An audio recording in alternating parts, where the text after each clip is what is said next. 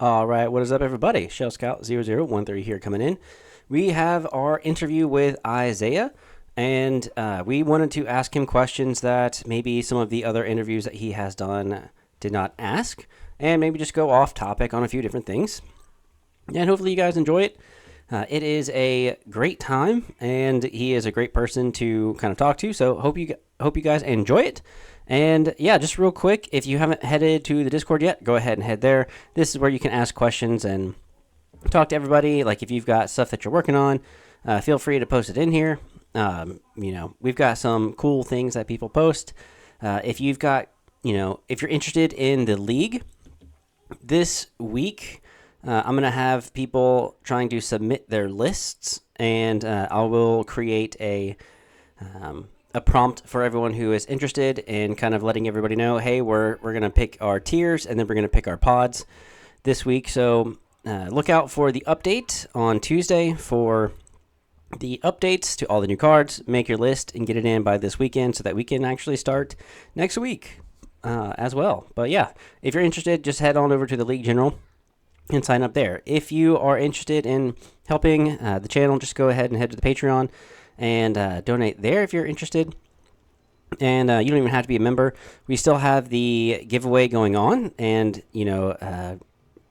people in the Patreon get extra points for the giveaway. And be a subscriber and leave a comment down below to also get entered in the giveaway as well. All right, so and I kind of start the interview early. I kind of just let him. We were talking about snowboarding and skiing, so I just kind of wanted to start recording and get his just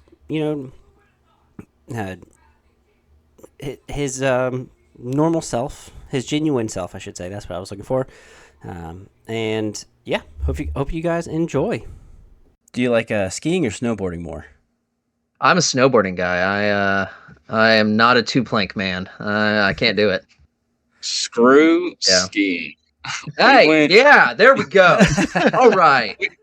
So, and I mean, yes, I'm down in the swamps, but like we went to Alaska for our honeymoon whenever I got married, and my wife had gone skiing before. I skateboarded like in middle school and high school, so it's like, all right, I think I would rather go snowboarding. My wife's like, no, just trust me, you need to go skiing first. All right. So I tried it out and did the whole like pizza stopping thing.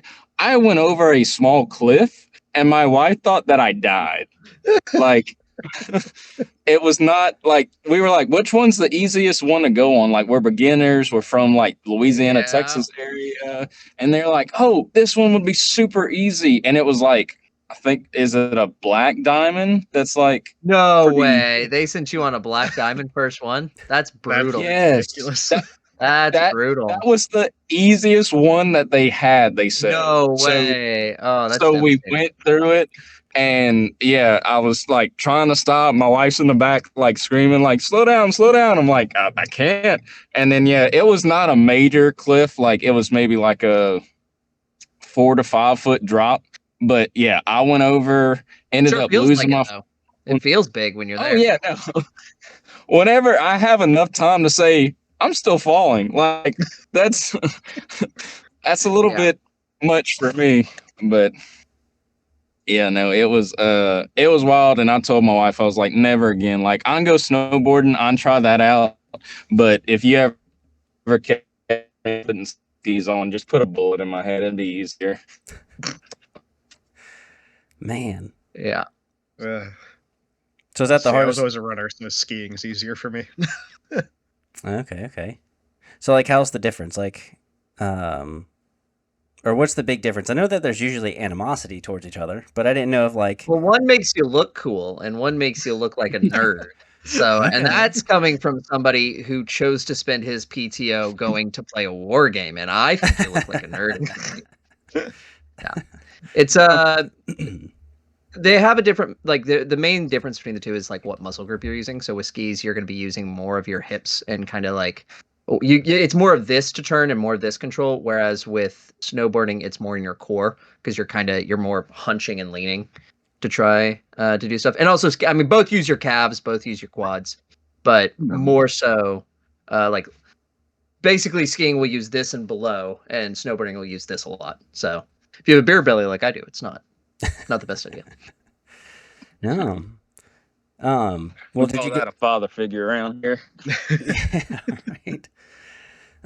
I'm assuming you got to celebrate after your win. Did you get to do anything special when you got back? Yeah. I mean, it was kind of. We went to the biggest thing I think that was really special was getting to go to our local game store and just getting to see everybody and kind of the oh my gosh, praise and all that sort of stuff was really, really cool. And one of the guys there printed out a 10-foot tall banner of me and didn't tell me that he was doing it and just brought it and unfurled it and went, so where are we hanging it? And the store owner was so on it. He was like, oh yeah, here we go. And then of course, I don't know if you've seen me. I don't know how much you got to see me in person, but I'm a shorter guy. I'm like 5'5" or something like that. And so they were all like, it's life size. It's life size. Nice. Yeah, that's awesome. Yeah, that's how you treat the champion, right? Yeah. Well, cool, man. I want to go ahead and thank you for joining us and allowing us to kind of get another interview in, because I know you've already done like 2. Done a few. I've done a couple. Yeah.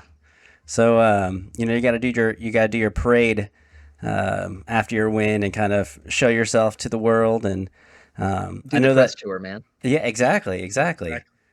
And so I know that there's probably a lot of questions you have been asked. If there's something that you've already kind of touched on, I'll try to, you can reference whatever podcast you had done it on. I never really, I'm not trying to shush any other podcast out there, because this is an awesome community, as you know, for sure.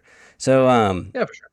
I can actually go ahead and try to go in with a few questions, and I know that Graham and Grant, if y'all want to chime in, or if there's anything even specifically, Isaiah, that you want to talk about, feel free. Even if there was something that you didn't get the chance to talk about when you were on any of the interviews before, feel free to bring it up. I know that I guess the most important thing is your list, and you chose to go with a Republic list with Cody and Obi-Wan, which is very thematic and very awesome to see. I know for the viewers out there, if you want to go over your list, you're welcome. I've got it pulled up for people to be able to see whenever you are talking about it. But I guess I've heard that you've waffled, kind of, or that you in the interview that you did with David at the end when you won, you kind of went over the fact that you had tried Rex with Obi-Wan, that you had tried Cody by himself, or maybe Obi-Wan by himself. What kind of got you to land on Obi-Wan and Cody together? Yeah. So I'll run through the list real quick just so that I can kind of people know what I'm talking about. It's a 11-act Republic list. It is, as you said, Obi-Wan and Cody. The only thing on either of those is there's force barrier on Obi-Wan. Almost said force barrier on Cody. That'd be crazy. 3 infantry. All of them have shotguns. All of them have impact grenades. One of them has a medic. 3 naked arcs. 1 clone commando with HQ uplink. And 2 ISPs running the missile pods, which is the range 2 to 4 for red dice. So the specific change that you're referencing was because, which it does not sound like an immediate change that makes a lot of sense, right? Rex and Cody fill very different spots in the battlefield. They're not very similar at all. They're pretty distinct, right? So it wouldn't be something you'd immediately go, oh yeah, I'll just swap this out. But the main reason is because Cody was really effectively played for his 2-pip. That was really what I was looking for from Cody. That, and then to have a backup commander when Obi-Wan dies, because Obi-Wan does die in this list a lot. I'm guarding almost every shot I can, and he's gonna die. I don't think I had a single game where Obi-Wan survived the whole time. Okay.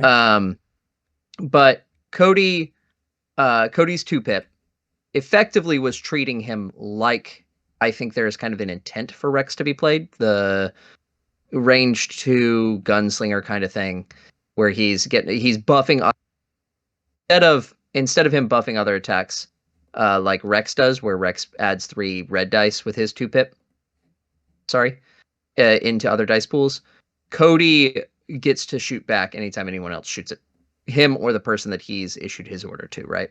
Right. And that's really, really nice. But the issue that you run into with that, Rex's is really, really nice. But the issue that I ran into with Rex's 1-pip is that it was more often than not, people were able to either outrange him, be outside, like get outside his range.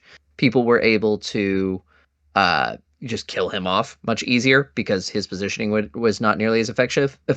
He would have a hard time getting far enough up to really, by turn 2, to be effective. Because the other part about Rex's card is it only works so long as he has a face-up order token. So you can't really do it turn 2 because, I mean you can. If you scout, move, you can have that's effectively a range 5 from your board edge.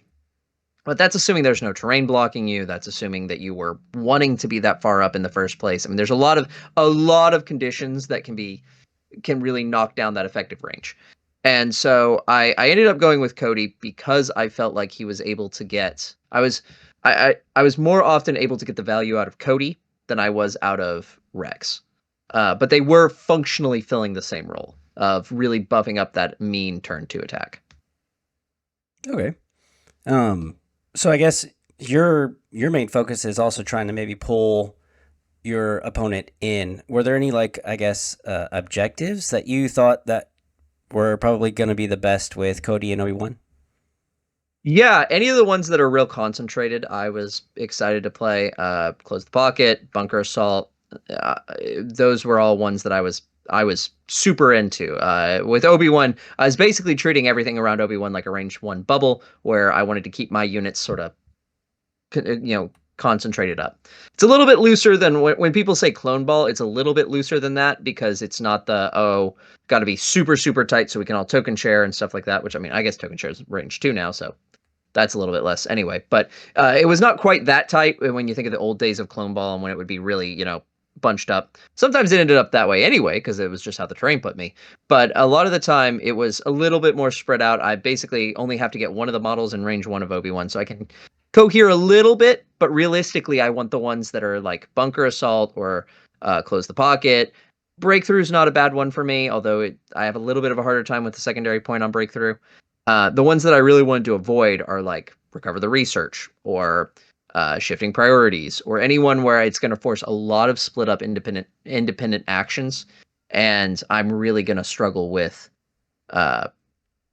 being able to really use the core, like the identity of the list, right? And it's not that you couldn't. I think a lot of people, the perfect example is kind of Shifting Priorities. A lot of times in Shifting Priorities, even though it's laid out, my side, your side, and all the points in the middle, a lot of the time my experience has been people come in at it from the sides and basically say, these 2 mine, these 2 yours, and we'll fight over the middle. Or some very, not always, but a lot of times that's how it ends up. So you could make the Obi-Wan list work that way, but it's relying on it working out exactly right in your favor, right? So whereas you have a lot more control if you play the other objectives. Nice. Graham, did you have any? I guess then, after talking to other people, after the games, did you ever think of, or was that ever in your playbook for a Shifting Priorities also just to shoot off one of your ISPs just to sneak one out? Or is it never something really kind of played out for how your list was going? I was very fortunate in that I did not end up playing objectives that I did not want to. Let me take a look real quick and see. I don't think I played Shifting. Not in my top 8. Not in my top 64. And not in my Heat 1. I exclusively played Bunker, Breakthrough, and Close the Pocket. So I stuck with those 3. And I think part of that is a lot of lists really favor that setup. Mm-hmm. And so I think people are not immediately, even if they're not immediately against or for that objective, they're not against that objective. So if it comes up at any point during the bid process, they're typically like, oh yeah, I'll leave that. I'm fine with it. So I didn't end up having to do that. I did play Shifting at a previous in a practice match with this one. I played a couple practice games with shifting, and I did use kind of how you're talking about the ISPs, where the ISPs sort of would split off into, okay, well, I'm going to go hold this one. Kind of similar to how I played the rest of my list, which I've talked about in a couple different places, but just for a real quick recap, using pretty much every trooper unit in this list, with the exception of the commandos, it goes with Obi-Wan and Cody. Obi-Wan guardians them, takes wounds, Cody shoots back, right? And then the commandos and the ISPs sit off on their own, either holding a back point, holding a side point if you're playing like bunker, or not bunker, sorry. Yeah, bunker's the 4, right? Mm-hmm. Yeah. Where there's the 4. So like, well, I'll hold one side with 2 ISPs and a commando, and the other, and Obi-Wan and Cody, and everybody else push up the other side. And so they split like that. So on shifting, I did kind of ISPs and commandos over on one side, and basically everybody else try to push up the middle, sort of thing. That answers your question. And I am so sorry. My headset battery is screaming at me, so I'm going to swap that real quick. Yeah. Yeah. Okay. Well, if you want to kind of elaborate it, I guess you knocked her out. You knocked your wife out of the tournament, didn't you?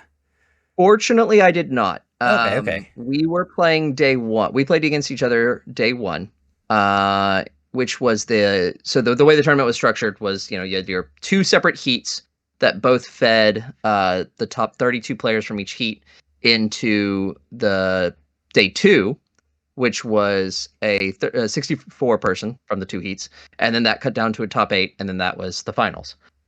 We played each other in round 2 of day 1, and fortunately how it worked out, if you won 2 of your games in your heat, you were not guaranteed, but you were very likely to move on. With the people that ended up dropping, you were actually guaranteed. What we found out later was everybody who won 2 games who did not drop ended up pushing all the way through, getting into day 2. Oh.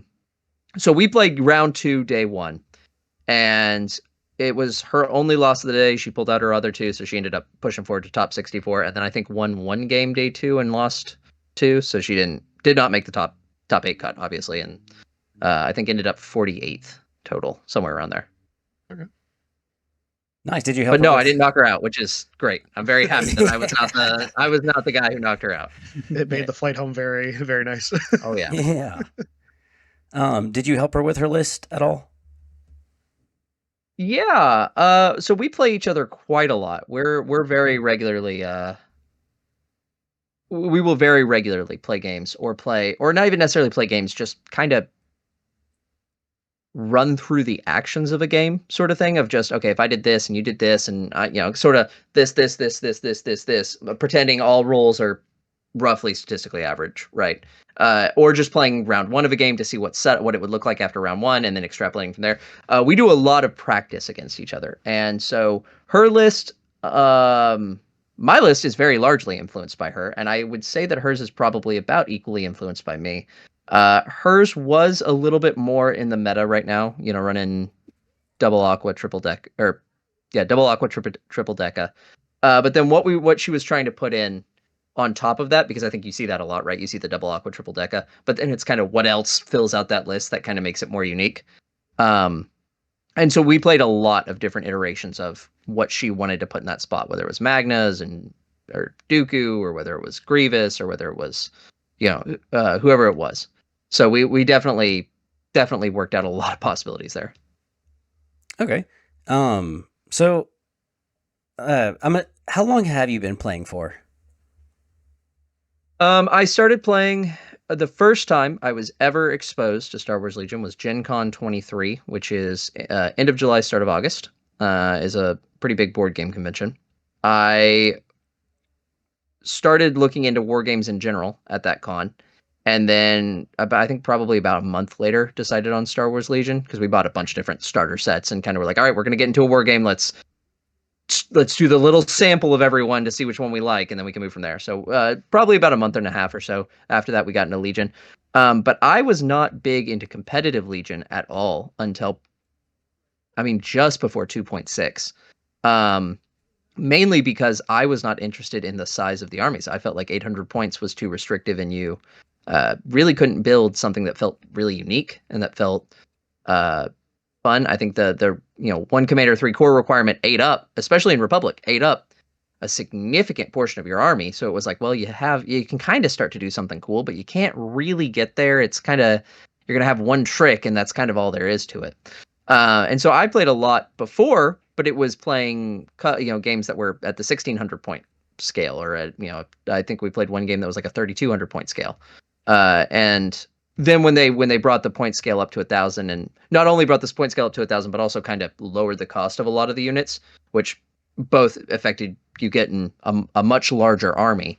I kind of started going, okay, I think I can get into this competitively and start trying to play it more seriously than just messing around at home. Nice. And what kind of, when you're building a list, I'm assuming, do you pick like specific command cards from somebody that you really, really like the most, or do you pick a character that you absolutely like the most and then try to play off those command cards? Are there like some specific synergies that you kind of like disrupting, or kind of like aggressive, or mostly defensive, like Obi-Wan in a way?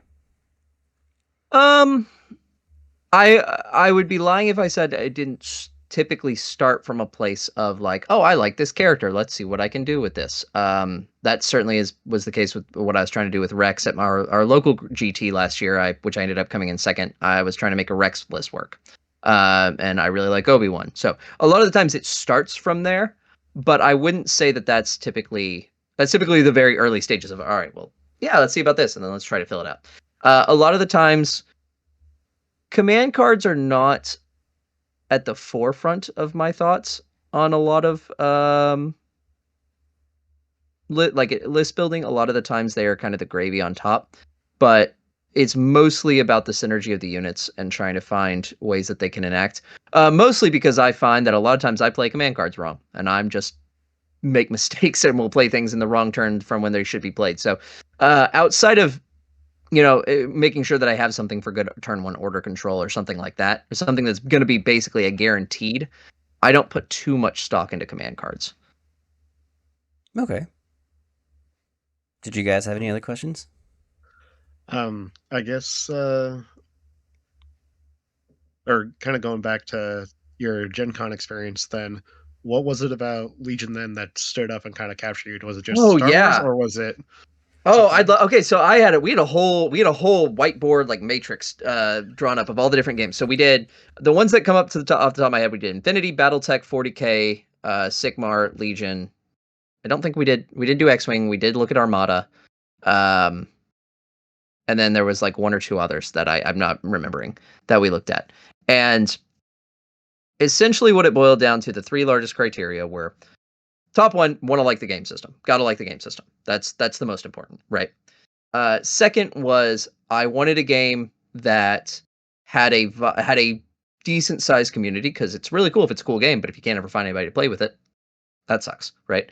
Yep. And then third was, I wanted the community to still be going on. And then the third was, I wanted a game that was still in active production. I didn't want to move to a game that was out of production, or was at the end of its life cycle. There's a lot of really, really cool games out there that are done, and it kind of is lame. There's not as much there's not an overturn of the meta constantly, right? And that's something I really like about a living game is, what works now, great, didn't work 6 months ago, and won't work 6 months from now. So it's kind of a constant getting to play with lists and build things and have fun.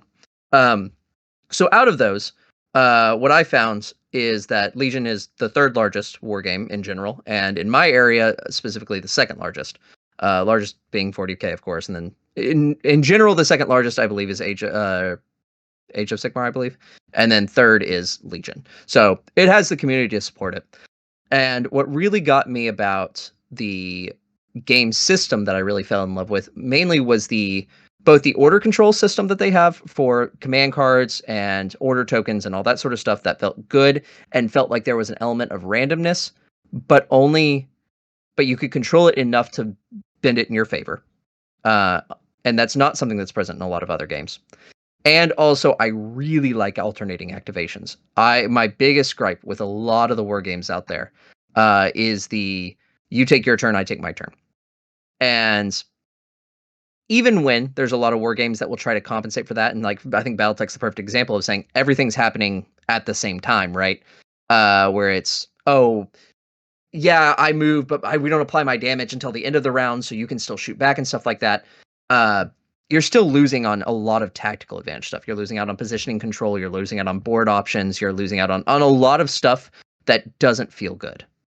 And so the alternating activations, like the true alternating activations of, it can really matter who goes first, but it's not just coming down to a die roll of, well, I won the roll off, so I win the game. And sucks. That's the most important die roll of the game is who goes first this round, right? And that doesn't feel good, but it is strategic enough that it can matter. And so I really liked how they balanced that. That was kind of the big thing. And yeah, I like Star Wars. That's also helpful.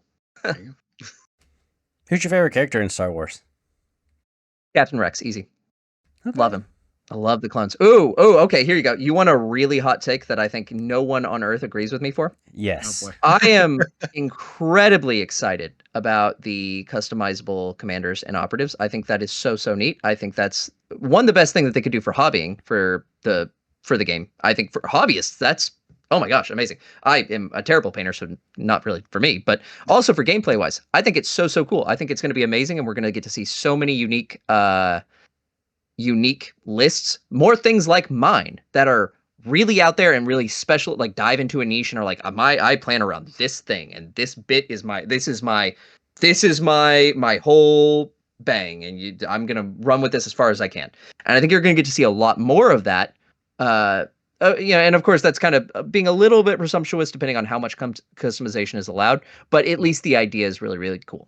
So they did a lot of really good things. There's one thing about it that I think was a huge misstep, and I'm very sad about. I like what they did for Empire, and I really love what they did for Rebels, and I think the CIS is a really cool, unique choice. I would have preferred to have my own customizable clone than my own customizable Jedi Knight, and I think I'm the only person who feels that way. Because I just love the trooper archetype. I think it's so cool. I don't know if you ever played the old Star Wars MMO, Old Republic. Every time I'm running a trooper, man. That's the guy I want to be. I want to be that big beefy Zabrak with the Z6 and just clunking heads. And I think that game has one of my favorite kind of aspects, because that was a game where they were trying to balance clones, or not clones, sorry, but troopers and Jedi and everything. And so when you're playing a bounty hunter and you're running up against a Jedi and they have to make you feel powerful, and the Jedi are trying to mind trick and everything, and you just kind of like, okay, well, this is stupid. This is dumb. I'm gonna move on. And that was some of the coolest experiences, was getting to laugh at a Sith Lord, or kind of shrug off a Jedi and be like, okay, dude, whatever. I'm gonna go back to what I was doing. So I really wanted to be able to do that, but I understand I am absolutely in the minority. I mean, you don't have to worry about waiting too long, because you know they're going to do that soon. I sure hope so. They definitely, like in the multiple interviews they did, they talked about that there's definitely lots of different options, like bounty hunters and Mandalorians and clones. Yeah. Had they said clones? I hadn't specifically heard clones yet. I'm going to be very excited if you're fulfilling my wish right now. So they didn't say it in the same way they said the other ones, but they said that it's only like a matter of time before it happens. But they didn't call it out in the same breath when they were talking about the other ones. So it was like, I'll take it. Yeah. No.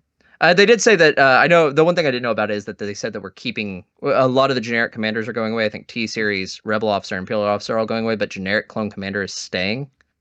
I believe they said. Is that T-Series? We don't know.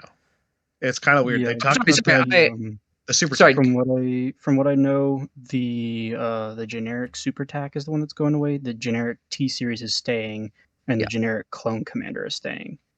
You're right.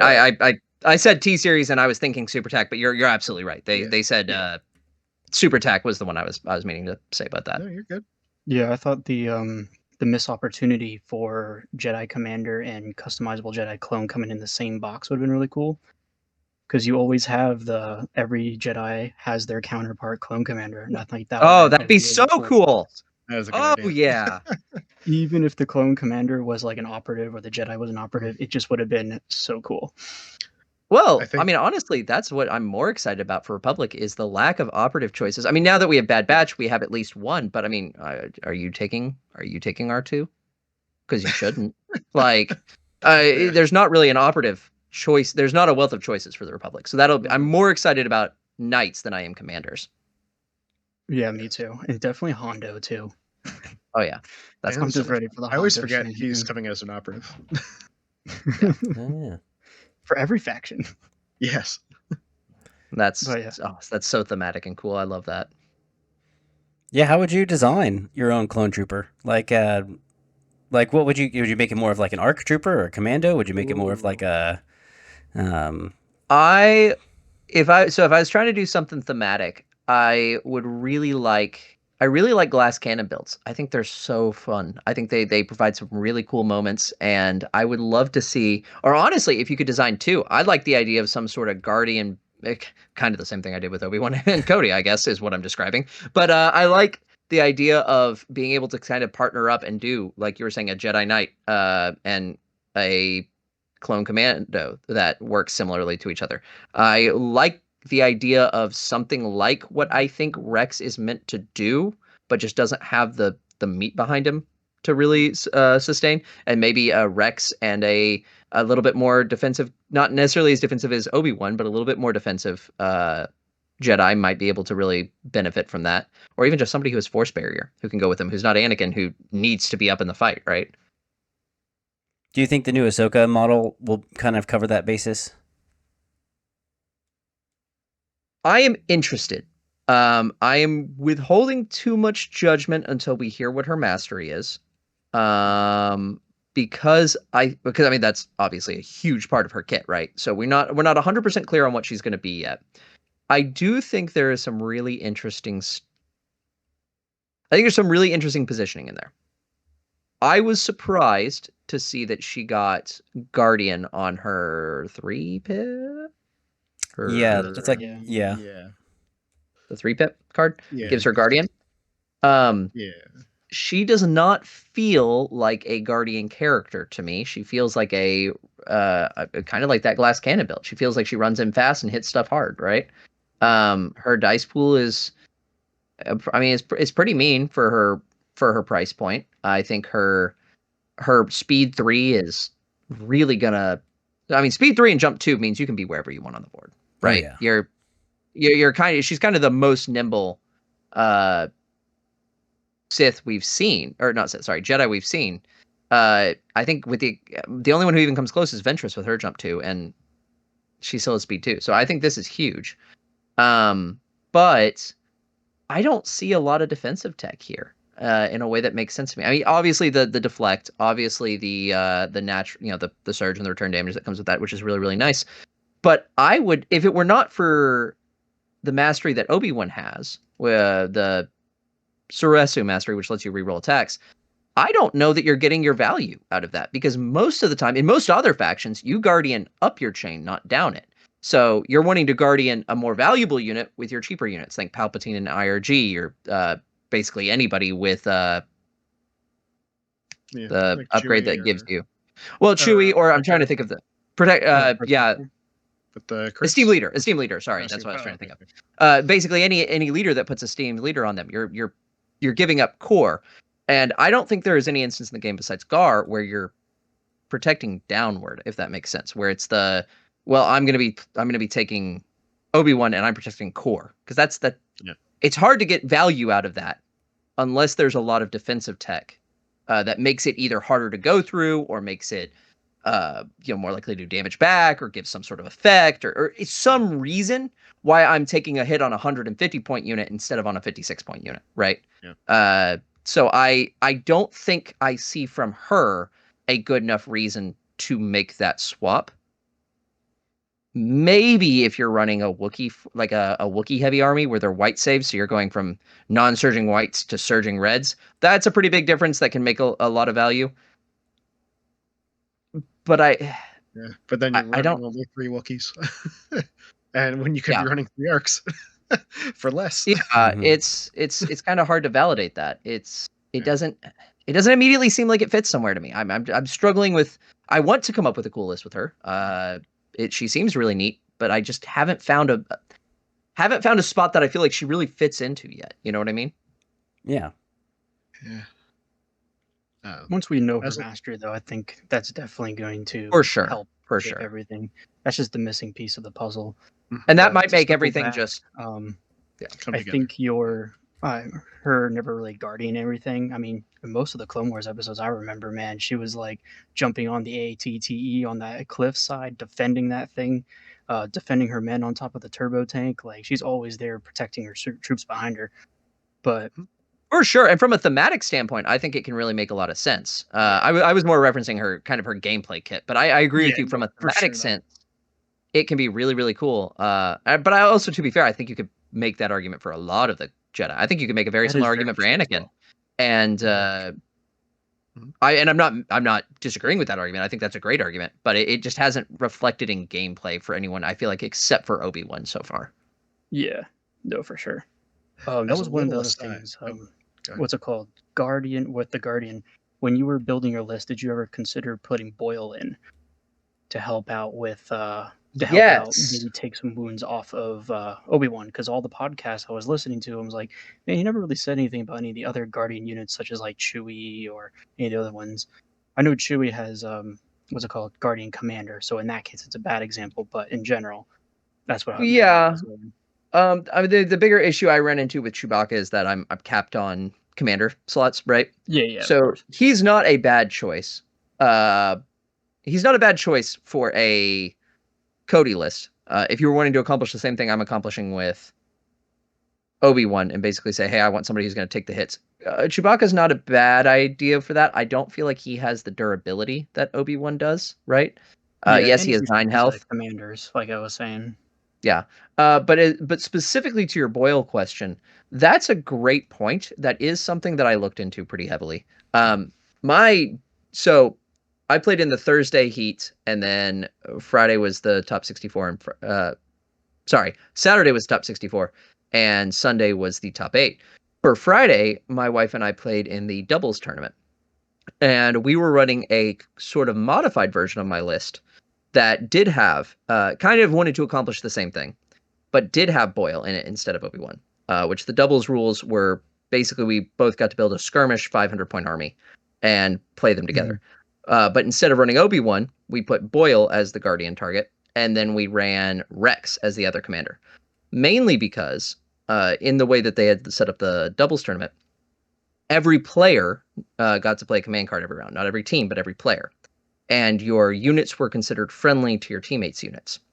So all gameplay effects that affect each other would affect your team's units as well. You couldn't issue order, or you could issue orders to them, but you had to draw from your own stack.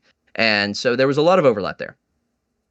So we went looking for every way we could find to break that and get command cards, since you can't normally play 2 command cards at once. What could we do that could really just break something?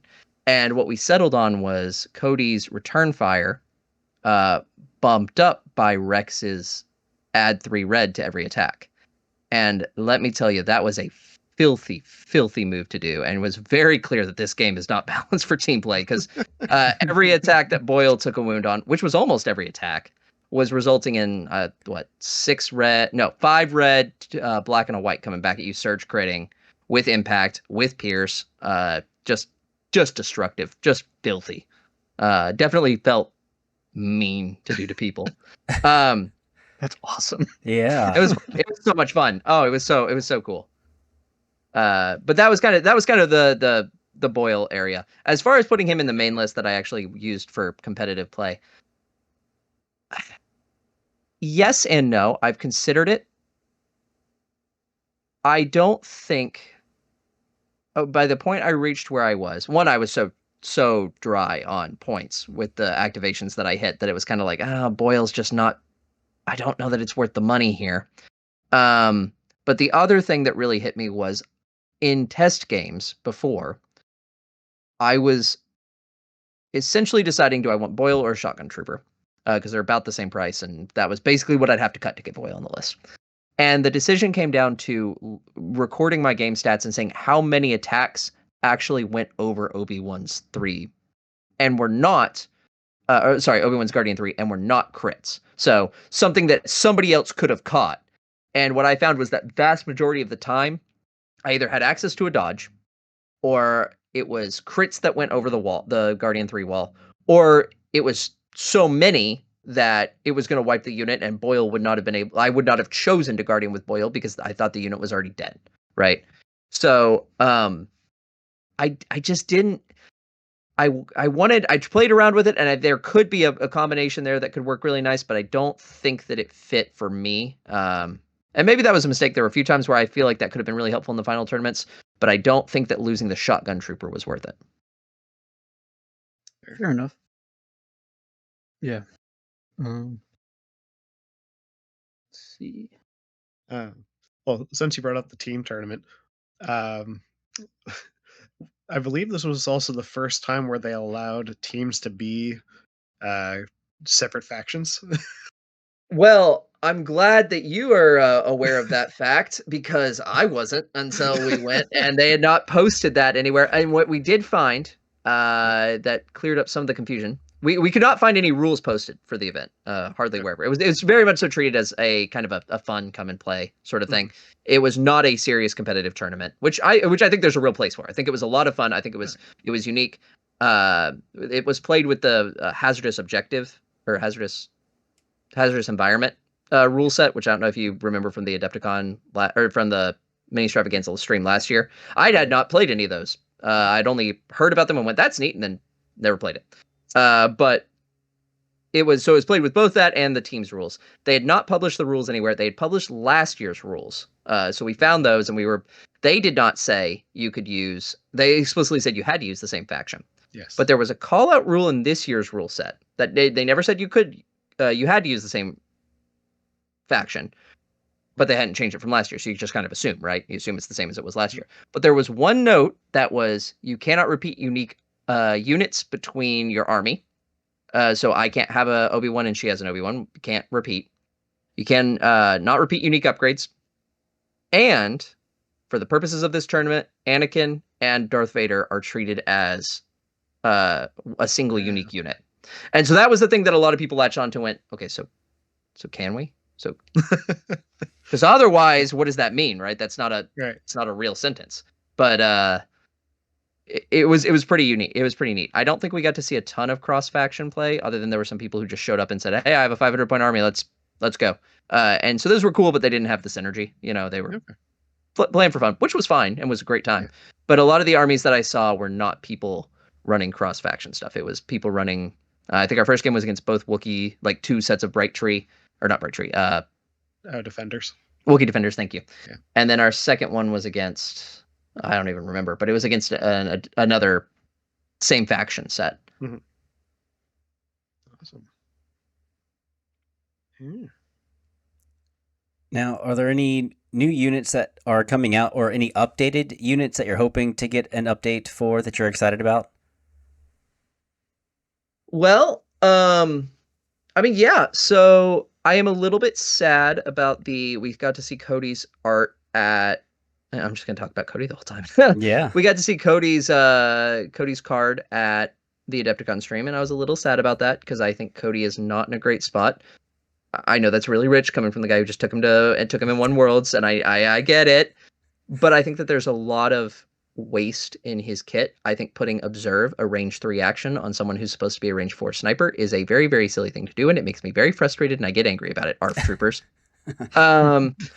But so I was hoping we would see some changes around him, or maybe a points cost or something, which may come with his command cards. His command cards might change in the update. We don't know. But outside of that, let me pull up. It's probably going to be easiest if I just pull up a unit list and can look through them. I am interested to see if Rex gets a change, because I've had a very hard time getting him to work, and I have not seen a lot of him in my local meta. I think he's kind of a rough sell right now, especially with the strong range 2 game. I think there's not a lot of defensive tech there, and it makes him really expensive to get defensive tech that keeps him alive. Mm-hmm. I'm hopeful that we see some changes to Wookiees. I don't know what I want there. I really don't know what I want that doesn't just make them just busted. Every solution I have in mind is like, oh, well, that instantly becomes the best unit in the game, and why would you take anything else? So I think fortunately the easiest one is maybe like a reliable 1 or 2. Something like that. I still think that'd be really, really strong. But I'm not upset at that. I'd love to find something with them. I think speeders in general, whether that's the bark or the stab or the whatever the Empire one is, that's also bad. they need some loving across the board. I think there's a lot of really good space for some high level play there. Mhm. I think that a lot of them are built in ways that are kind of neat. And I'm going to use the Bark as an example, but this is not exclusive to the Bark. You could talk about this with the AAT, or you could talk about this with, well, not the AAT, but you could talk about this with like the ISPs. You could talk about this with the LAAT for the Empire, not as much for the Republic, but I don't think it is strange to me that we are presented units with no kit, no native kit. I mean, they have a native gun, right? But it's bad in a lot of these instances. Mhm. And it's very clear you are meant to take a gun upgrade. And then the gun upgrades are priced higher. But I would like to see some of these units come down, because I think there could be a really good argument for like naked Barks, saying, hey, these are objective monkeys that just run over and they speeder over there and they're annoying and you don't know where I'm going. It's a speed 3 unit with speeder. I can be wherever I want to be. I'm going to score an objective. It's hard to make that argument at 65 points. I think that if you want the unit to be, which I still think the unit's kind of overpriced, but let's say that you want the Bark with RPS to be 80 points. Let's say that's where it fits right. I'm not saying that is, but let's just say that that's the number. I think it would be really cool if, instead of, as it is right now, the Bark being 65 and the RPS being 18, if you shifted more of that weight onto the RPS 6 and you said, all right, well, the Bark is 50 and the RPS is, a 35 or whatever it is, which leave the total cost at whatever we think the right amount is, but give us an argument for some of these naked units, for, like a naked LAAT, for a naked ISP, for naked Fluttercraft, for a lot of these different options that seem to want to be able to take no option, but then it's you're paying 85% of the cost. Why not throw a gun on there, right? I think the only one that I feel like really reaches that parity, where you see people not taking an upgrade on it, is the bus, where I will regularly see weaponless buses come, and that's cool. That's a cool unit. It is a unit that is exclusively just support, basically. It's there to be annoying. It's there to, I mean, if you have a medic on it, maybe do medic things. It's there to hold points, and it's there to be a chess piece, right? And not be an offensive piece. And I would like to see more kind of that behavior. Outside of those units, I'm not thinking of anyone that is immediately coming to mind. I think Riot Control, I think they've said they're not giving them any updates, right? At this point? Nope. Yeah, too soon for them. Yeah, I can see Or that. like too soon, like turnaround time for them to like get in there and do testing and whatnot. I could see that. I'd like to see some B1 changes. I think B1s are just not hitting the mark where they want to be right now. I really like the idea of horde lists. I think they're fun to play against. I think they're fun to play, and I think they're really fun to play against. But the fact that rebels are kind of doing it better than B1s right now doesn't feel great. I feel like B1s are very clearly meant to be, I mean, B1s and Ewoks, and I would say B1s even more than Ewoks, are meant to be the horde faction. And I have not seen a 17-act CIS list, but I fought a 17-act rebel list. So I would like to see some reworks around that, but I don't think we're getting anything there, except for maybe around the heavies. Which if they were to lower the price of the heavies, I could see those becoming more viable. I don't think I'm missing anything else. I don't think there's anything else that jumps out at me. The Inquisitors need some love. Would you ever really feel excited? So no, go ahead. Really excited for. I'm really excited about the Jin rework. I think of the Cassian Jin and Callus reworks, I am most excited about Jin. I think independent move and disengage is such a cool combo that's going to produce some really funky results. That's going to be so neat, and I cannot wait to see. Start of activation, I move into your 1 health B1, and I sit there and you can't touch me, and then on my turn I move out and shoot somebody else and move into another unit. I think it will be the most aggravating unit to play against when played by a high skill player, and I think that it will be the most easily tabled unit when played incorrectly. I think it's going to be a very, very, very, very punished unit if you play it wrong, right? But she has a kit that I think could be incredibly valuable if you can play it correctly. Yeah, I feel like she's going to be one of the most best disruptor type units. And what is she, a commander still? No, she is a. No. Oh, is she an operative now? Yeah, I'm pretty sure. Yeah. Even Her better. and Callus. Yeah, her and Callus. That's right. Even better. That's perfect. Okay. Well, yeah, I think then maybe even pairing her up, because Cassian's also going to be. Oh, we don't know what Cassian's going to be actually. On that same leak that I put it into the chat about the early Ahsoka leak that I got, on that same Reddit post, they had one of Cassian, and it's rumored that he's gonna have like tactical 2, and he's also gonna be an operative. All right. So, but I don't know. The guy took the post down, so I can't go back and look at it now. Alright. But Well, that's the case. It's only Lando that got covert ops and stayed a commander. Yeah. I think. Yeah. for real. Do you like any mercenaries or bounty hunters? Is there anything that's kind of drawing you towards that in the future, maybe? Or do you not like them? I like the idea of them. I mean, given I play Republic pretty much exclusively, I don't really get an opportunity to play that much. I do play other factions. The only physical army I have built up really is Republic. So I played some other armies, but mostly on tabletop, right? Or on tabletop sim, not at tournaments. I'm not a hobbyist. I think I kind of mentioned that earlier. I am not good at painting. I don't enjoy it. I paint to play and not the other way around. Mm-hmm. So painting up another army just doesn't appeal to me. But I do, if I were to do another one, probably a mercenary army would be the one. I think there's some really cool stuff around Black Suns. I think they have some meaty potential. I think Mandalorians are they're just rad, right? They're just cool. Like, who doesn't want to play with Mandalorians? The other part about them is I think they have they are very forgiving when you make a mistake. The Surging Red saves, the pretty mean dice pools, says you can kind of play them like a truck, and it doesn't matter if you make a mistake. And also that faction gets access to buses, which are insane, and I love them. Mm-hmm. Yeah, I've run a lot of either naked buses or just backworld medic buses, and So good.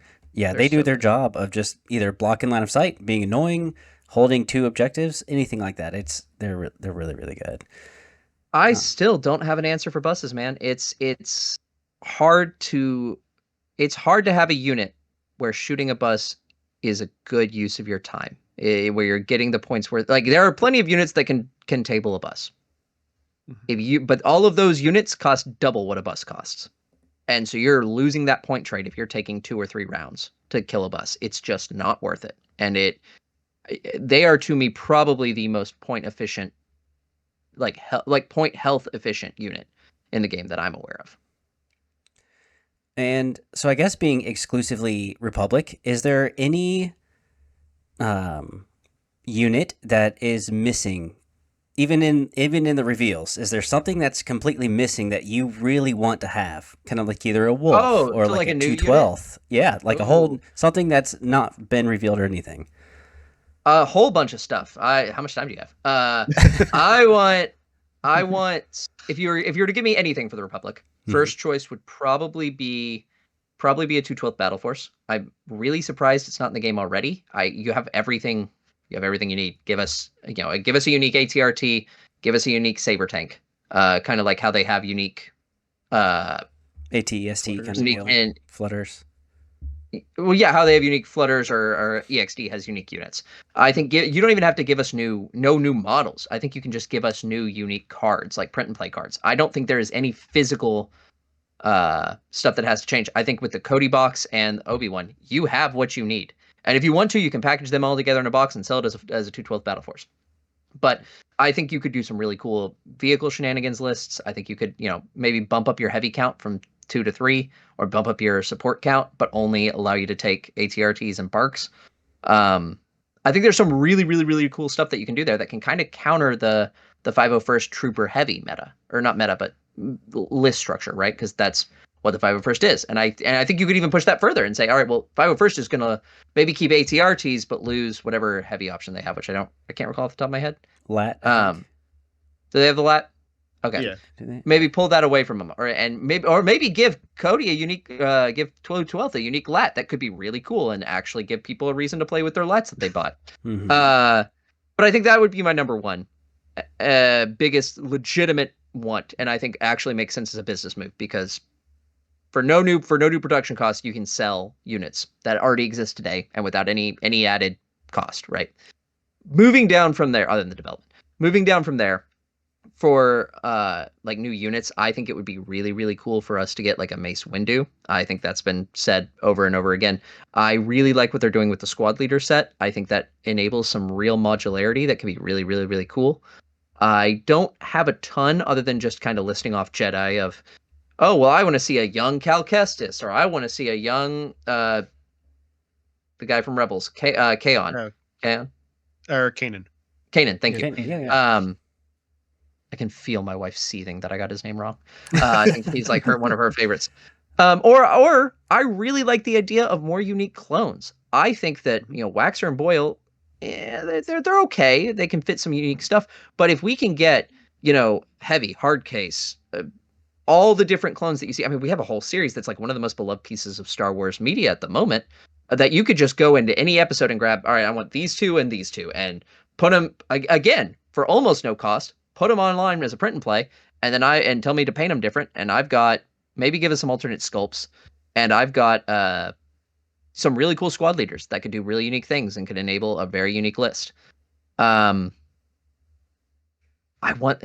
Other than that, well, okay, I'll let you move on to the next question because I've got 1,000 things to say about that, but I want to just talk about that if that's. Well, I wonder if I forgot who mentioned it, and I'll let you ask another question in a second. I forgot if it was Graham. If you had mentioned, we need to have certain keywords possibly at certain like points, so then you can make a normal clone that has whatever keywords you want under a certain price. So like maybe you can choose between a range 1 to 2, range 1 to 3, range 1 to 4 type gun. You could choose keywords like scout. You could choose keywords like, guardian or, reliable or tactical, kind of like let those be at a certain price point so you can actually make your own clone. I don't know if that was you that mentioned it, but I think that would be Nope. a pretty cool idea. Okay, so. I'm here for it. That sounds great. Yeah. Yeah. I I mean, an easy one for them. Oh wait, Or what were you saying, Graham? I was just gonna say like an easy item for them. Even I know you said you're not a hobbyist, but just a helmet pack for clones would be fantastic. 100%. Or armor accessories, just Yep. Shoulder sure. pads to stick on, some backpacks, some cool, unique stuff. There's so much in. Again, I think that clones specifically are really spoiled for choice because they have a whole series that's in the name, Clone Wars. Like it's literally their show. So I think they are really spoiled. And not to say that the others aren't. There's 1,000 cool droid types out there that are in one comic or one game or one that. Rebels have so many fun, unique characters from all the different games and all the different comics. And Empire's just scary in a lot of the media, and you can really dig into that. And especially with them being more open to doing Imperial Remnant style stuff for the later media that's more recent. I think a lot of that leans into Empire. A lot of the more recent Disney shows, a lot of the more recent movies can be pretty easily put into an Empire to give Empire some really cool customizable stuff. Oh yeah. Yeah, that would be super cool. I guess one of the questions I had next was what are you building next? Since this list won, what are your where are you going with your clones next? You're asking me that 6 days too early because I don't know what the I points change is going to do to me. If just like right now, I can tell you.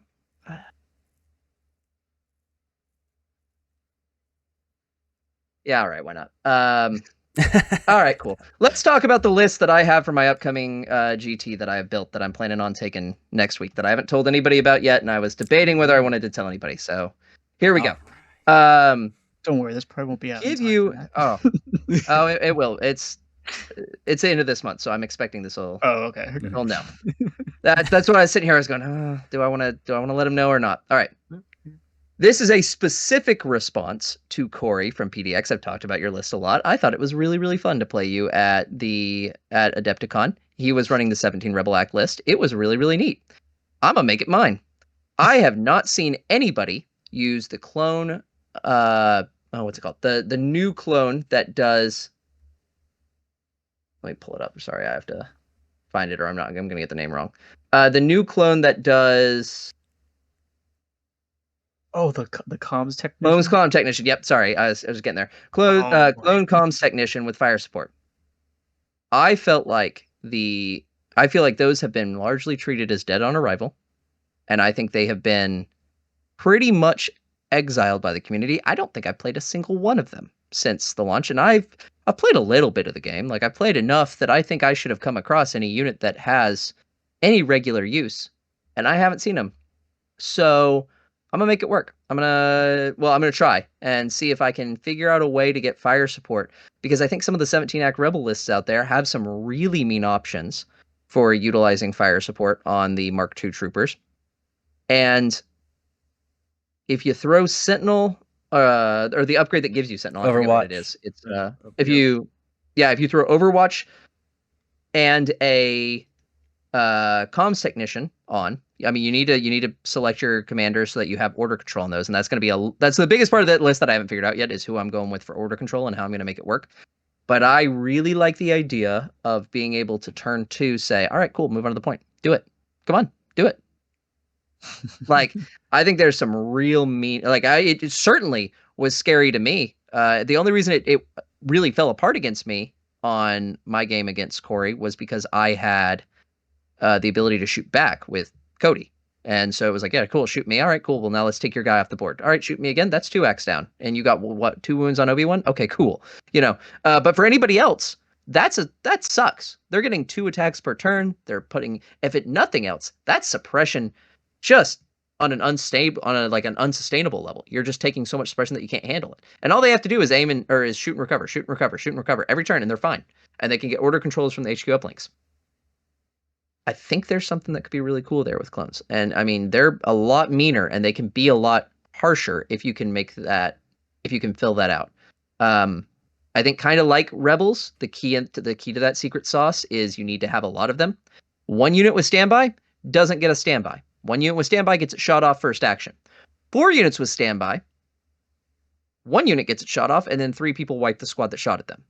And you're effectively paying 4 on the upgrade, and then 30 for the comms technician, which realistically I would subtract the cost of a body from that. So, because a body is 13, so you're still getting the regular trooper in that, right? So for fairness, I would say that the cost of the fire support upgrade as itself is 17, and then 4 more for the Sentinel. So you're looking at a 21 points per core that you want to put that on. And you're losing out on the ability to place medics and stuff, but I don't think that's a huge deal breaker. I think that can be, I think you can pretty easily reach point parity for that. So I was running some calculations and trying to figure out how much damage do you have to do if you put that on 3 cores. Assume one of them is going to get shot off them before you get to attack, because in all likelihood, you're probably going to lose 1. How many attacks do you have to get off for that, what effectively would be 63 points, before those 63 points have paid for themselves? And it wasn't a lot. It really wasn't a lot. It was saying, okay, well, can 2, even if you only do it for two turns, like let's say you only get to attack turn 2 and turn 3, and you only get to attack with 2 of them, you're still getting 4 attacks off with assume a full stack clone infantry I was putting the Z6 on them just for running the math. I mean, you're probably wiping a core, if not a core and a half. And that's already paid for itself. And then that's assuming that you don't, I feel like that's kind of the worst case scenario. If you're only getting 2 of them off every turn and you're only getting them off turns 2 and 3, that's a pretty convincing argument to me. So that's where I'm exploring next. And now it's going to do horribly because I let the secret sauce out of the bag. But no, you're fine, man. I played against Mowgli twice now. Yep. Once at Crucible, and where he was running 21 act rebels, and then I played him in a local game, and he ran 16 acts with like 2 T-47, and both times just the fire supports just melted my guys. They're devastating. Crazy. Mm-hmm. So I definitely would love to see how that clone list goes when you build that. Yeah, I'll have a report here for those who want to keep up with it. My name pretty much everywhere is Isaiah Zay, ISAIAHZSA. My Longshanks, I think I'm up public on that tournament. It is the Gongai Games May the 4th tournament. in Portland, Oregon. So it's a 32-player tournament, and you can see how well or not well it goes. Okay. Yeah, I'm very interested because I've tried playing the comms technician in a few different clone armies. One with 5 and the generic clone commander just to try to give out some extra orders, and one with Anakin. Looking at that. I just wound up going up against a 6 sniper team. Basically, like 3 commandos or droid commandos with snipers, and then 3 strike teams with snipers, and the whole list kind of like standbys crumbled because they would just get shut off. So I doubt you're gonna get that, but I think I've gotten a few games where they came close to at least wiping a unit, if not preventing a bunch of rushing in. So it does help. I just wish the force push actually triggered standbys now, because then that would be so much easier. Standbys are a lot worse than they were 6 weeks ago. I think was when we got the ruling. I know you didn't say what commander. I'm not asking for that, but that seems really gross with Rex. Because the wording is once per activation. It does. Yeah. And Rex has a 3-pip that issues to 4 clone troopers. Yeah. That is not me confirming that Rex is that choice. That's true. But, That's fair. but Rex good. Rex Yes. pretty good. It does. I really want Rex to work. Yeah. I really, really want Rex to work. And I have not been able to do it, but I feel like there's just, you put eSIMs on him, you put the Steam leader on him, and you get a Guardian unit in there, and it almost works. It's almost there, but not quite yet. So sad about the eStim change, though. Oh yeah, Did for you see sure. that? At the beginning of the activation. And I think the other thing with him is that he suffers most from is there's so many counterplays to him. I mean, you force push him into somebody, or you force push him. Well, now you can't force push him into somebody because it's no longer he has to be able to make a viable attack. But I mean, you force push him out of LOS into like a little crevice, and he's done. You force put, you walk up and slap him with a glow stick, and he explodes violently, right? Like it's kind of hard. There's a lot of counterplay. Or if you have if somebody plays one of the very specific command cards that counters his against you, it is devastating. And that is a feels bad, man. I've had games before where I've tried to run Rex, and somebody's played the Dooku reduce your orders issued, so Rex just doesn't get his order, so I don't get to do it at all. Or somebody has played the super attack one where it's like I get to pick who goes next, or done the Empire generic 2-pip where they just flip his token back into my bag, and that's a really rough feeling when Rex's whole shtick just gets pulled off. So I would really like it if we could see that card change to not be a face-up order token, because I think that would help a lot of the shenanigans that can happen around him. You know what I mean? I'll be curious to see if he gets jump built into his kit now that the Arc jetpack is going away, and they didn't really confirm what's going on with Rex with it. So, yeah, that'll be interesting. Yep. Native jump 2 on Rex. All right, cool. I mean, Cody has it for some reason. Yeah. Yeah. Yeah. It's probably because of that 2000 cartoon of Probably. with Cody come jump flying in to say hi to Obi-Wan. There's a lot of in lore reasons you could make for it, but it does. I mean, when you think that, do you think Rex or do you think Cody? And I don't think anybody thinks Cody on a jetpack before Rex. Oh no, definitely Rex more so. Well, did you guys have any other questions for him? So I guess one more question, kind of like going back to the Worlds event. Then, was there a list that you were excited that you dodged, that you had seen like walking around? There are players that I was excited that I dodged because they're mean and scary. And I don't. No, they're nice. They're all nice guys. They're all super nice guys, but that are scary. The one that comes, I felt so bad. The one that immediately comes to mind is I'm gonna screw up his name, but Poison Dart, who Austin. is Austin. Austin. Yeah, Mhm. Austin. Yeah. I'm I can't curse on this podcast, right? I mean, I can. yeah, go ahead. I'm scared shitless of him. He is a great player who just terrifies me, and super nice guy. My first interaction with him was me going, "Thank God I'm not playing you." And then my second interaction was me going, "Thank God I'm not playing you." And then me going, "Oh, I guess we both made it through, so I guess we're playing." And him going, "No, I got knocked out." And I was like, "Oh wow, I'm a total jerk. I'm sorry." But he's a really good. I've watched some of his play before, and he is a scary good player. As far as lists specifically, no, there was not any that I saw that I felt like I was not prepared to handle.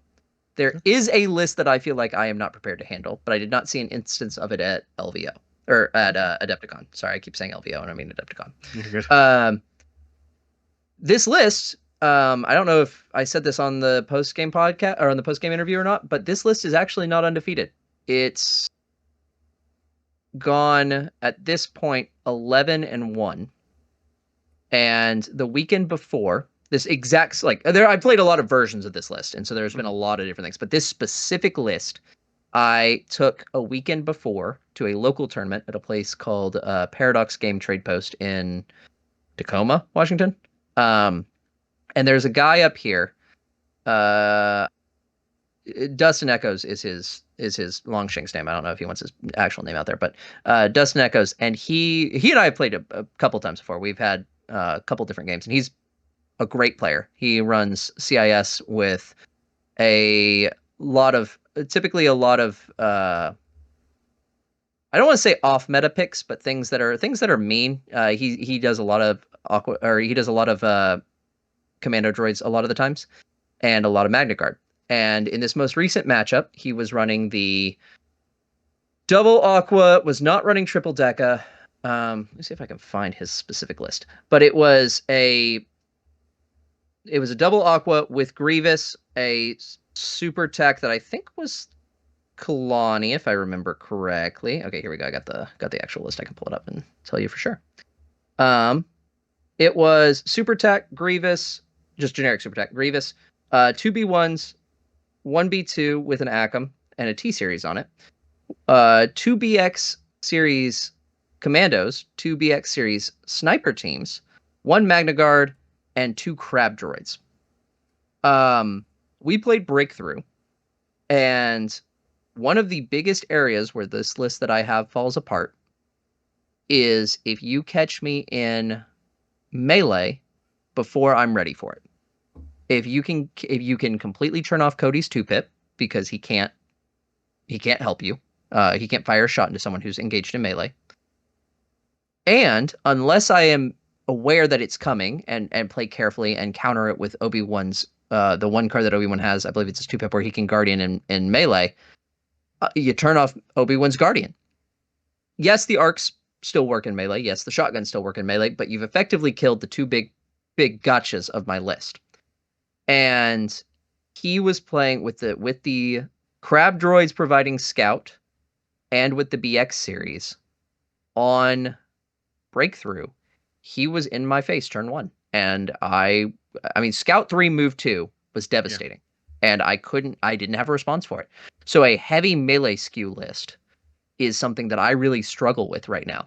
And I did not see a lot of those at Adepticon. This list specifically, I think, just falls apart in the face of melee skews. Even a Wookiee list. There's a lot of arguments to be made about Wookiees and their viability at the moment, but even a Wookiee list can turn off the effective plays that I have and really just gunk me up. Obi-Wan's not a real effective commander in offensive combat. He's really a defensive commander, or a defensive Jedi. Yeah, he still has Pierce too, and his lightsaber's okay, but you're not really getting the value there. You're not going to wipe a Wookiee unit in one shot with Kenobi. You don't have the dice to do it. And even if you come up all hits and they come up all blanks, you're still not pulling it off. So melee skews for me were really, really scary, but there just weren't a lot of melee skews going around. The people would have a Magna Guard or a Commando, but not enough that it was like, oh, that's what I'm really afraid of. Cool. Man, yeah, that's good to know. I guess a lot of people are just taking more shooty stuff. Well, and I think that there's good reason for that. I think given the current meta, I don't know that those lists do well in a lot of other matchups, right? I think part of what helped my list is it was somewhat counter meta. I don't know that I necessarily feel like it's super counter meta. I feel like it's certainly off meta, but I don't know that I would say it was counter meta. But it occupied a very nice spot that the lists that are really strong against my list are really weak against meta right now. And so I kind of could hide in the meta shadow of, a double aqua or double aqua triple deca or a bunch of sleeper cells. A lot of the things that are going to be really mean to me are going to get absolutely torn apart by those lists. So I kind of could hedge my bets a little bit about who I was going to run into. Yeah, that's pretty awesome. Yeah. One more question I had. How did it feel to be also the first Gar champion? Weird, man. Weird. I don't like it. I'm not. I said this routinely, and I'll say it again. I really do not think I am that good of a player. If anybody out there wants to learn anything from me, it's that you absolutely can do it. It's not an unattainable goal. And it makes me kind of sad that I'm the first Gar player, guys. Come on. Really? Like, I suck. Really? Come on, guys. Let's go. Like, this says more about everybody else than it says about me. You all should be ashamed of yourselves. You can't suck the first that one bad. Too, just to make it to the final game in Gar. Yeah. So. Yeah. And with a weird list, weird list, right? It's nice to see, though. And I mean, you got to give yourself some credit here. This is, I mean, especially using Obi-Wan, which everyone was like, oh, there's no way that Obi-Wan and or Cody can get to the finals. Yeah, you've proved them all. Yeah. So this is awesome to be able to see that. Yeah, it felt really good, and it did feel there was a really cool part of it, kind of getting to see the people's reaction. I think I benefited a lot from kind of the underdog mentality. People thinking, oh, well, it's Gar, so, we'll see. If you go back and watch any of the streams, as soon as I played game 3, or my first game of the day and my last game of the day on stream, and my middle game was not. So when I won my second game, they're like, oh, wow, that's surprising. So it's going to be CIS for CIS for the finals, because this guy's going to get knocked out in top 4. And I was like, okay. But it was really cool. It felt like a lot of people were rooting for me specifically because Gar has never been there, or because it was a list that's quirky and not, using units that you would not expect to see up there, using unit upgrades like the ISP missile pods that I did not realize people were so passionately opinionated about. But people are very, very opinionated about what you should take on the ISPs. People who never run ISPs because they think they're a bad unit. Yep. You're directly looking at them. I have someone in mind, Mike. If you get a chance, my interview with the 5th Trooper, we had a spirited discussion about ISP weaponry. So, oh yeah, that was hilarious to listen to. That was good. I'm gonna have to give that a watch, because I never play ISP, because I never assumed that. I've tried them once, did not work out very well. White dice for me just never block. I don't know how they work out for you. I think it's more of a point cost thing, where what you really need to be comparing it to is, would a saber tank be half dead by now? And if the answer is yes, then you've got your points worth out of it. It's something I've kind of routinely said is you're not comparing it to to a lot of other heavies, because it's a heavy. You kind of say, okay, well, it's a heavy, so I need to compare it to the other heavies. Really, 2 ISPs to a saber tank is the point comparison you need to be making, and saying, oh, am I getting my value out of this? Maybe. And it's a lot easier to see value when you're looking at it like that, right? Or just using them to score points, because they're meaty enough that a lot of the times people don't want to put in the shots to get through the armor 3. But yeah, white saves can blank out and it sucks. Yeah. Did you ever play ISPs before 2.6 at all? Like, are they easier to fly? I did not own an ISP before 2.6, okay. So no. I thought they were dumb looking swamp speeders. I was like, oh, looks lame. That's fair, because I know that was always one of the big things in Legacy was they can't go over a barricade, or they're almost can't go over a barricade, so they're just obnoxious to try to navigate a board. Okay, you're gonna give me. I'm gonna take this opportunity to comment on something that I couldn't comment at the time.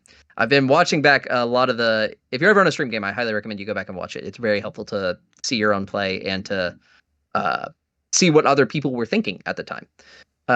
Though sometimes those people are wrong. And the thing that it's very frustrating when you're watching chat replay say something and you're like, that's not right, that's wrong, and you have no defense, and everybody agrees that this was right, and you don't get to defend yourself. So this is my on my soapbox defend myself. In my first game, this is gonna be so niche to like just people who watch the stream, so I'm sorry for this, but I'm going on this rant anyway. Yeah. On the stream, there was a moment, and this is a big gameplay thing also that I think people can learn from. Your movement on vehicles and on most things, but for troopers you have climb, so it doesn't matter as much, is measured from where your silhouette is at the time of movement, or at the initial time of the movement action, not from where your silhouette could be on the ground. During my first game, and the perfect example of this is during my first game, I moved onto the board. There's a barricade here. I put my ISP on that barricade at the hardest angle I could get it to sit at. And part of the reason for that is it does not look like the ISP is much further up. But keep in mind how whole silhouettes work. It's effectively, if the silhouette top is here, and ISPs are extra deceptive because they're face shaped like this, right? So if the whole silhouette is here, it looks like it drops off, but it doesn't for line of sight purposes, right? If you position it on a barricade like this, your top is way up here. You can gain a lot of extra height. And that's one of the biggest areas that ISPs struggle with. And so in my game 1, I moved up onto a barricade turn 1 to do this. And then second turn, moved over a building that normally I would not have been able to move over. And there was a lot of discussion about, oh, that was an illegal move. That's taller than the ISP. You can't do that. But I think people don't think about, how you position beforehand is very, very important. The flip side of that is don't get yourself stuck up on a building, because that can happen. I did that my second game of the top 8 against Nikolai, and got an ISP stuck up on a building that it couldn't get down from, which was kind of a rough experience, but it ended up working because it was just sitting there throwing out suppression as a sort of a turret. Well, that's cool. I didn't know that. Thank you for platforming my rant. That one just Yeah. No, I would have never even thought about that. That is like super interesting. Well, Thank you. yeah, I think that's. I mean, I didn't want to repeat a lot of other stuff, but you've explained a lot, and I'm glad to get some thoughts on like even some random stuff. Yeah. Mm-hmm. Thank you guys. It was fun. I think that's all unique stuff I haven't really talked too much about. I think pretty much exclusively stuff I haven't talked about. Nice. Yeah, I'm excited. The only thing just to say before you go, though, so that people can like watch out for you, would be like, besides, I'm sure they're going to try to drag you back to World since you're so close to AMG. Is there anywhere else that you're planning on going for this year? Checking my announcements to see if they've posted it already. You know what? Yeah. I will be competing in the World Team Championship for Team USA, Nice. which I don't know how much you guys know about that or if you've heard anything about that. But that was a development as of, I think, about 24 hours ago. I pulled the trigger and said I was going to join them, and so I will be playing with them and traveling over to Sheffield in the UK, I think is where it is. So that'll be my next big one. And the Portland one I mentioned earlier, but that's just because I want to go stomp on some Portland guys. Now you get to play with Austin, so that should be fun. Oh yeah, I believe he's actually my team captain. Oh, nice. So I'm immune from friendly fire. Yes, If you have somebody you don't want to play, just join their team. There you go. exactly. Yeah, I think Master Bud and I had to wind up playing him at Crucible, and I got tabled. Oh my gosh. But He tabled me too. yeah, so He's scary. yeah, He's real scary. Yep. I played him at Great ACO player, last one year. of the best matches. Oh, I've yeah. had, but man, is he a scary opponent. And also, to be clear, just a great guy. Ton of yeah. fun. Love the guy. I'm super excited to get to know him better and play more games with him, because I have never actually gotten to play him. I've watched a lot of his games, and I watched him play At LVO, he made it to the top 2. And fun fact, the person he played at LVO had an invite, and so we didn't have to play the first day. I also had an invite, so I didn't have to play the first day. So they were just letting a bunch of us open play together. Guy who won LVO, Michael, really, really nice guy, went 0-3 the day in the open play the day before LVO. No. And I got to play with him. He was so much fun. Oh, were you in our pod? Yeah. No, I was the one who beat Michael right before you. Oh, you and I hung out. We got what's it called? You and I hung out at the dinner when we were talking about that guy who was cheating. Oh, yeah. No, it was Michael's one of my local guys. Michael's great. He's so much fun. Okay, that's great. Sorry, I didn't put it together. That's who you were, guys. All good, bro. But yeah, camera broken, so. But no, that was really, really cool. And oh my gosh, hanging out with him all weekend was so much fun. And he just had, after every game, he would walk over and be like, and I'd be like, no way. Top 64? Yep. Top 32? 16? And then like he won the finals and I was still in my game and he walked over to me, which he had just won LVO, and he walks over to my table and he's like, and I was like, oh, why are we caring about my game? This is such a big deal. Let's talk about this. So he's a great, he's so much fun. I got off a tangent talking about Austin, but their game, if you haven't had a chance to watch it, was awesome. So cool. Oh, that was a phenomenal game. Yep. Yeah. No. Well, yeah, this is awesome. We'll have to definitely get another interview with you in after the next tournament that you play at. Just kind of see how you do. For sure. Yeah. I'll be keeping an sorry. Oh no, yeah. I'll be keeping an eye on the Team World kind of stuff. So if you get the chance to kind of come back, it'd be great to kind of talk to you about that experience too. Yeah, I'm available, and if you guys ever want to have me back on, I like talking about myself. If you can't tell, it's kind of nice. Hey, but I also really like talking about Legion. It's a really cool game that has a lot of fun speculation. I didn't even get to tell you about my biggest desire for this game. So there you go. What is it? You can bring me back on and talk about. Okay, all right. Dang. I can give it to you if you want, but I didn't know if you're pushing up on time or if you want to. No, go ahead. Okay. Armada has the coolest thing in the world. They have super star destroyers. They're awesome. I want super heavies, man. I want like Warhammer has Titans. I want the big, this is 500, 600 points. This is my unit. You can have one of them and they are an army defining unit, and it's, something absurd, whether it's the like 6-legged ATTE walker, right? For the clones, or maybe a TIE fighter for the Empire, or which I know Armada or X-Wing players would just shoot people over. But I like the idea of doing those. You could do a Hellfire droid for or a droid gunship for the droids. You could do my biggest one that I think would be really cool. You could get one of those Hoth turrets that looks super silly. Looks like I don't know what the actual name is, but the ion turret. Yeah, the ion turret. Yeah, and just make it an emplacement trooper, or make it a stationary trooper that starts out on the board, has like an insane armor value and an insane health pool, but is stationary and can only attack outside range 4, but has a pool that's just devastating kind of thing.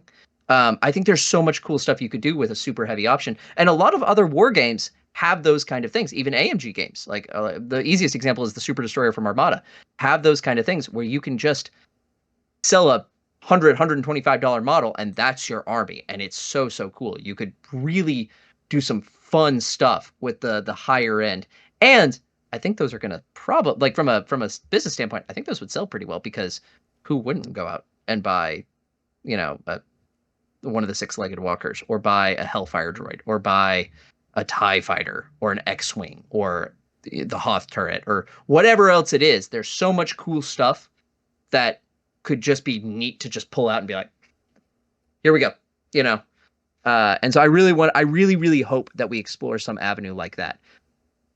I don't know that it's going to happen, but they have talked a lot about wanting the game to feel more like a war game and less like a skirmish game, and differentiate it from Shatterpoint and move to a bigger, meaner sort of army. And I think that would be one of the easiest ways to do it, would be give us those kinds of units. And think about it. Wouldn't it be cool thinking of all the cool big things that are in Star Wars? or we could get the lat gunship, the one that people like, not the police variant that's stupid and looks silly. We could get, I mean, you could get the lat gunship that has two, has Arsenal 4 and two of them are beam weapons, right? And has some crazy missile pods and has transport, like can transport 3 separate units or something like that. Or the big the invasion of Geonosis, or not Geonosis, the invasion of Naboo. You could get that, I don't remember what it's called, the tank that drops the B1s where they come out and they unfold and they all scatter down. You could do something like that and just make it spawn a B1 squad every turn. Make it do something weird. There's all sorts of fun stuff that you could play with in that area that I'd really like to see them explore. But that's my big hopeful desire that I would like to see. Yeah, the big AT-AT spawning some snowtroopers would be super awesome. I really like that. Every time I bring up AT-AT, my locals will scream at me about scale, and then I will hold up my lat pilot, who's like, if you've ever looked at the clones that the clones of the pilots that they put inside the lat that are like 2/3 the size of all the other models, and if you try to stick any of the other models in the open, the scale's already wonky. It's already messed up. So why not give us an ATT or a AT-AT? Yeah, it'd be really cool. No, I'd be down with that. I think that would be absolutely helpful, especially with the armor value and yeah. Oh yeah. Well, cool. Yeah, I think that's a cool addition. Well, now AMG has to do it. Yeah, there you go. Because I've set it into the ether, so exactly. Well, yeah, man. Thank you so much. I don't know if anyone else, if y'all have anything else to add, or if y'all want to throw. Did you want to shout anything out as well? Was there anything like that you were like your game store or like? Yeah, I can shout out. So I'm a regular of Zulu's games in Washington. They have 2 locations, one at Bothell, Washington, and one at Linwood, Washington. I'm a local to the Bothell one, but if you're ever up here, my Discord is public, my Longshanks is public. Feel free to reach out. I'd love to play a game with anybody who's up here. Really don't have anything else to shout out. Just I want to say that the community has been awesome, has been great. I've been amazingly overwhelmed by the support and the cool, like just how cool it's been interacting with everybody, and how many people that I have recognized this accomplishment that I did not think would recognize this accomplishment. I'm a software engineer in my day job, and I went in the next day. And for those who don't know how software engineering works, a lot of them are run where you have like cards to burn up whatever time you did the day before, and so basically say, oh, I spent time doing this, time doing this. Never talked about Legion with anyone from my work. Never had any idea that any of them even played war games.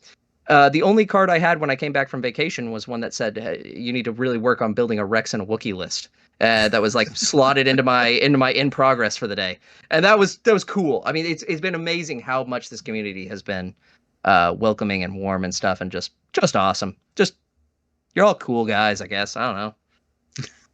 Yeah, but I'm better than everyone. No, I agree. It's been, I mean, everyone that we interview and everyone that we just talked to, like everyone's super cool. Everyone's really chill. We're not like we don't get a whole lot of FUs after losing, so that's super nice to have. But yeah, no, this is cool. Thanks a lot, man. Well, thank you guys for having me on. This was really fun. Yeah. I appreciate getting to be a little bit more off the rails and getting to talk about weird stuff. Anytime. Yeah. Well, all right. Thanks everybody for watching, and stay tuned for more.